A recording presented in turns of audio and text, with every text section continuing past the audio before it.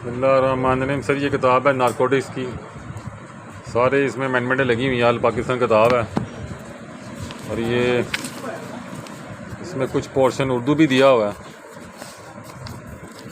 और आप ये देखें, इसके अंदर ये रिकवरी पे भी जरा के सवाल आ रहे हैं और ये कुछ मुद्दई पर मुकदमा पर जरा के आ रहे हैं कुछ सवाल,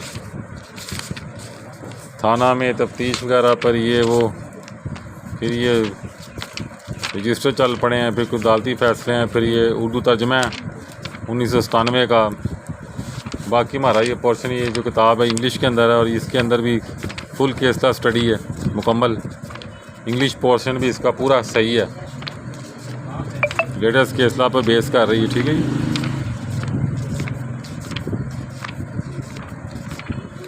अब इसकी इंग्लिश साइड पे आ जाते हैं, वो भी देख लें। CN 97 डाला है, अमेंडमेंट 23 की भी डाली है, पंजाब की भी तीनों अमेंडमेंट है, सिंध है, KP के भी पूरा अमेंडेड है। उसके बाद रूल्स हैं, डिस्पोजल ऑफ प्रॉपर्टी है, व्हीकल्स का, ANF है, फिर उसके रिवार्ड रूल हैं और उसके बाद ये OPM के बारे में कानून है।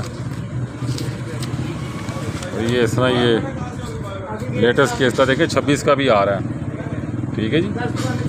तो ये किताब है इस तरह पूरी मंशियात के ऊपर, नारकोटिक्स के ऊपर, आल पाकिस्तान।